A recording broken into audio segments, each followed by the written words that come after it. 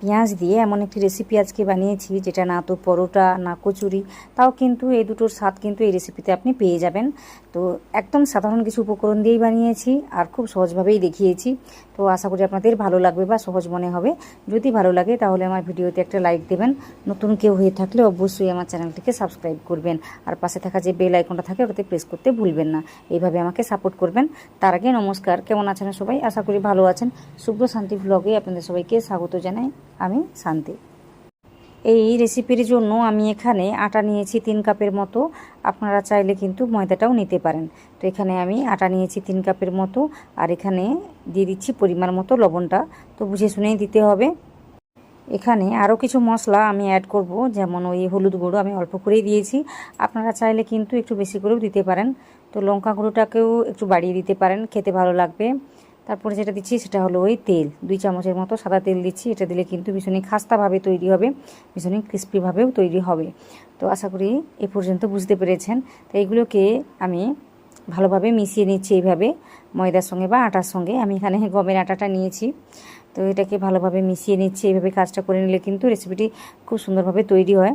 তো এখানে মোটামুটি 3 কাপের মতো আমি আটা নিয়েছিলাম, আর সেটার জন্য জল আমার এখানে লেগেছে মোটামুটি 1 কাপের মতোই। তো বুঝে শুনে কাজটা করে নিতে হবে। তো এখানে আমি যে পরিমাণ আটা নিয়েছি তার জন্য জলটা আমার লাগলো এই 1 কাপ। তো মোটামুটি ঠিকঠাক রয়েছে।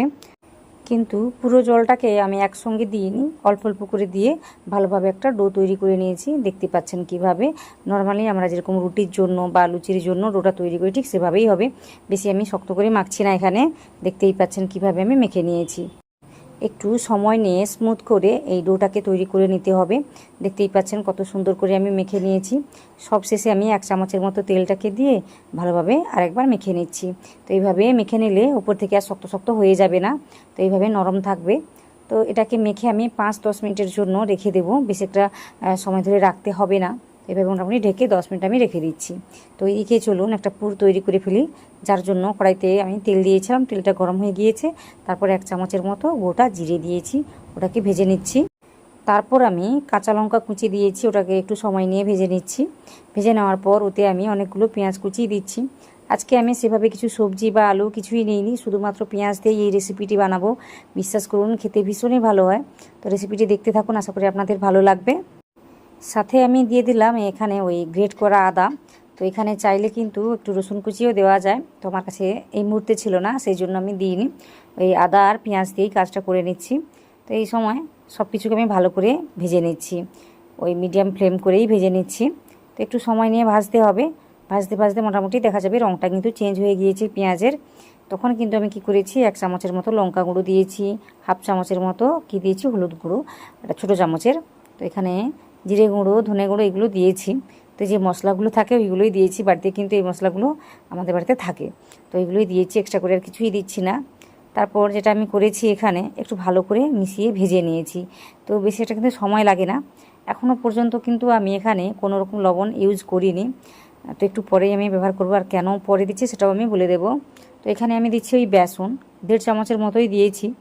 তারপর আমি দিচ্ছি ওই লবণটা। তো এটা প্রথম থেকে দিলে কিন্তু পেঁয়াজটা ভীষণই নরম হয়ে যেত বা জল ছাড়তে শুরু করে দিত, সেজন্য আমি কী করেছি একটু পরে দিয়েছি। আর বেসনটা দেওয়ার কারণে কিন্তু এটা আর সেভাবে নরম হয়ে যাবে না বা জলটা বেশি ছাড়বে না।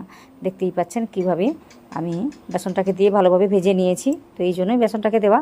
আপনারা চাইলে কিন্তু বেসনটা নাও দিতে পারেন, দিলে কিন্তু এইভাবে কাজটা হবে আর স্বাদেও কিন্তু বাড়ে, এটা আমি দেখেছি বেসনটা দিলে। তারপর আমি দিচ্ছি ওই 1 চামচের মতো লেবুর রস। আমার কাছে চাট মশলা বা আমচুর পাউডারও দিতে পারেন, তো আমার কাছে ছিল না বলে আমি 1 চামচের মতো লেবুর রস দিয়েছি। দিয়ে ভালোভাবে মিশিয়ে নিয়েছি। মিশিয়ে নেওয়ার পর অনেকগুলো ধনেপাতা কুচি দিয়েছি, এটাকেও একটু সময় নিয়ে মিশিয়ে নিচ্ছি। তো দেখতেই পাচ্ছেন এটা মোটামুটি রেডি হয়ে গিয়েছে। তো এটাকে একটু আমি ঠান্ডা করে নেব। তো কী করবো, আলাদা একটা পাত্রে আমি তুলে নিচ্ছি। তো অবশ্যই ঠান্ডা করে নিতে হবে, না হলে কিন্তু রেসিপিটি ভালোভাবে তৈরি করা যাবে না। তো এটাকে আমি এখন ঠান্ডা করে নিচ্ছি। আর ওইদিকে 10 মিনিট হয়ে গিয়েছে, দেখাচ্ছি আপনাদের কিভাবে ডোটা রয়েছে বা কি হয়েছে। একটু কিন্তু সফট হয়ে যায়, দেখতেই পাচ্ছেন কতটা সফট হয়ে গিয়েছে। তো এটাকে আর একটু সময় নিয়ে মেখে নেব। সেভাবে কঠিন কিছু না, আমরা কিন্তু প্রতিদিনই রুটি ভাজি। তো সেই রুটি ডো থেকে কিন্তু এভাবে রেসিপিটি তৈরি করে নেওয়া যায়, খুব সহজে হয়ে যায়, বেশি একটা সময় কিন্তু লাগে না। আর দেখুন বাড়িতে অনেক সময় আলু থাকে না বা নানা রকম সবজি যেটা লাগবে সেটা কিন্তু থাকে না। পেঁয়াজটা কিন্তু প্রায় থাকে আমাদের বাড়িতে, ওই পেঁয়াজ দিয়েই কিন্তু এই রেসিপিটি হয়ে যাবে। খেতে কিন্তু দুর্দান্ত লাগে, একবার হলেও বানাবেন আমার এই রেসিপিটি দেখে। তো এখানে কয়েকটা বল আমি তৈরি করে নিয়েছি, লেচিগুলো কেটে তারপরে এইভাবে বলের আকারে গড়ে নিয়েছি। তো প্রথমেই ভেবেছিলাম একটু বড় বড় করে বানাবো, তারপর মাথায় কী যে এলো আমি জানি না, ছোটো ছোটো করে এইভাবে বলের আকারে গড়ে নিয়েছি, দেখতেই পাচ্ছেন। তো এইভাবে মোটামুটি একটু স্মুথ করে বা মসৃণ করে কাজটা আমি করে নিচ্ছি। তো এখানে আমি ছোটো ছোটো করে বানাচ্ছি, আপনারা চাইলে কিন্তু বড় বড় লেচি করেও বানাতে পারেন। তো মোটামুটি অনেকগুলোই হয়েছে। তো আমি কি করব, একটা লুচির আকারে বেলে নেব বা একটু বড় করে। তো বেশি পাতলা করা ভালো না, রেসিপিটা কিন্তু সেভাবে তৈরি করা যায় না, না হলে দেখতে পাবেন কিভাবে কি হয়। এখানে একটু আমি পাতলা করে ফেলেছিলাম, তাতে সেভাবে কিছু অসুবিধা হয় না। তো দেখুন কি করতে হবে। তো এখানে একটু বড় করে আমি বেলে ফেলেছি, একটু পাতলা করে বলতে পারেন। তো এভাবে আমি কাজটা করে নিয়েছি, আর এক্সট্রা যে আটাটা রয়েছে ওটা ঝেড়ে আমি ফেলে দিয়েছি। তারপরে এই যে ঠান্ডা হয়ে গিয়েছে পুরটা, পেঁয়াজের পুর, ওটাই আমি দিচ্ছি। তো একটু বেশি করেই দিচ্ছি, তাহলে খেতে ভালো লাগবে। অল্প করে দিলেও হতো, তখন কিন্তু কোথায় পেঁয়াজটা পড়ে থাকবে আপনি তখন খুঁজেই পাবেন না, আপনার মুখেই হয়তো পড়বে না, সেটাই ভেবে একটু বেশি করে দিতে হবে। তো এইভাবে মোটামুটি মুখটাকে আমি বন্ধ করে দিচ্ছি। আর যেহেতু অনেকটা অংশ নিয়ে মোড়া হচ্ছে, তো যে দিকটাতে মোড়া হচ্ছে বা কি বলবো ওটা আটকে দেওয়া হচ্ছে, ওটা কিন্তু একটু মোটা হয়েই থাকবে। তাই ওই জায়গাতে একটু সাবধানে হালকা হাতে চাপ দিয়ে দিয়ে কাজটা করে নিতে হবে, তাহলে অতটা আর মোটা হয়ে থাকবে না বা পুরু হয়ে থাকবে না। তো দেখতেই পাচ্ছেন কীভাবে আমি কাজটা করে নিয়েছি।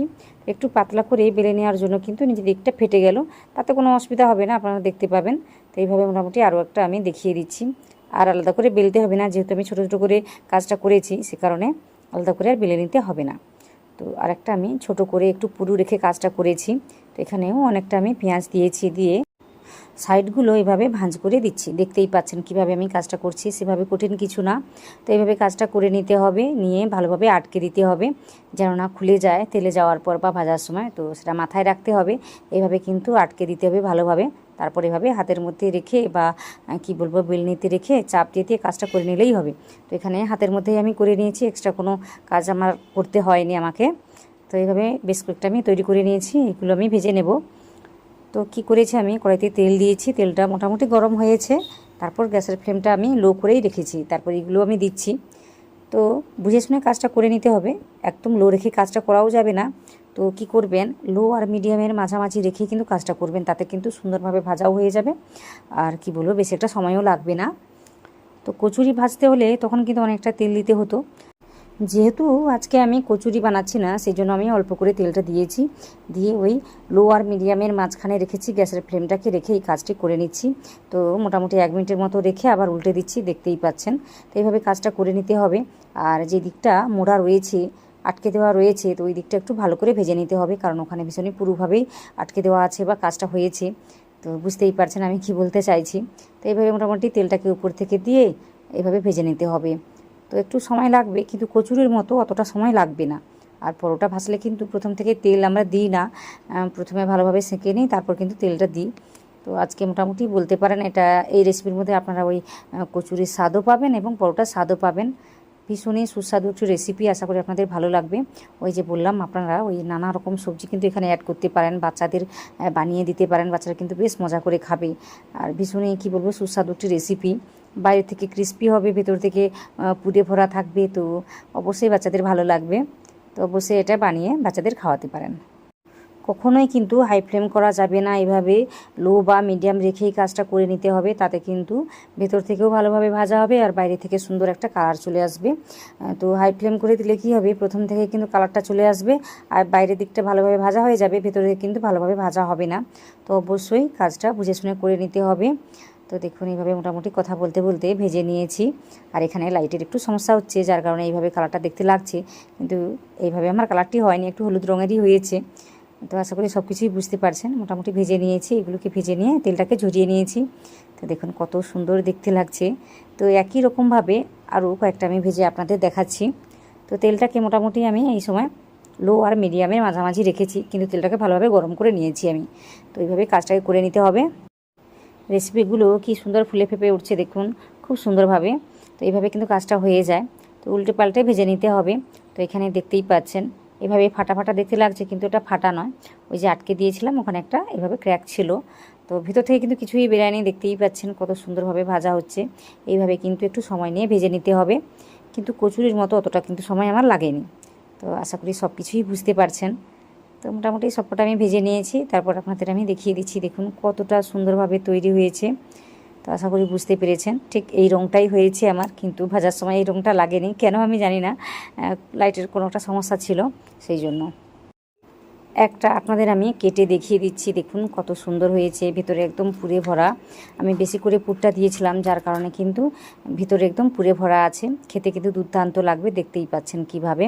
তো ওই যে বললাম না, এই রেসিপির মধ্যে আপনি কচুরি বলুন বা পরোটার স্বাদ দুটোই পেয়ে যাবেন, এমন একটি রেসিপি। আশা করি আপনাদের ভালো লাগছে। আর দেখুন খুব সহজভাবে দেখিয়েছি।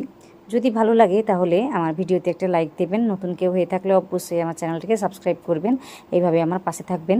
তো এইরকম রেসিপি আমি আনতে চলেছি, আপনারা কোনো রকম রেসিপি দেখতে চাইলে সেটা কিন্তু কমেন্ট করে জানাবেন। তো কয়েকটা আমি ছুরি দিয়ে কেটে আপনাদের দেখিয়েছি, কিন্তু হাত দিয়ে এইভাবে কেটেও খাওয়া যায়, সেভাবে ক্রিস্পি বা কিছুই না। কিন্তু কি বলবো, একটা মজাদার রেসিপি, আশা করি আপনাদের ভালো লাগছে। বাড়িতে থাকা সাধারণ কিছু উপকরণ দিয়েই আজকে এমন একটি রেসিপি আপনাদের সাথে শেয়ার করলাম। আশা করি আপনাদের ভালো লেগেছে। যদি ভালো লাগে ভিডিওতে একটা লাইক দিয়ে চ্যানেলটাকে সাবস্ক্রাইব করে নেবেন। পাশে থাকা যে বেল আইকনটা থাকে ওটাতে প্রেস করতে ভুলবেন না। এইভাবে আমাকে সাপোর্ট করবেন, আর নিচে অবশ্যই একটা কমেন্ট করবেন। আশা করি আজকের ভিডিওটি আপনারা প্রথম থেকে শেষ পর্যন্ত দেখেছেন, আর আপনারা যারা দেখেছেন আপনাদের সবাইকে অনেক অনেক অনেক ধন্যবাদ।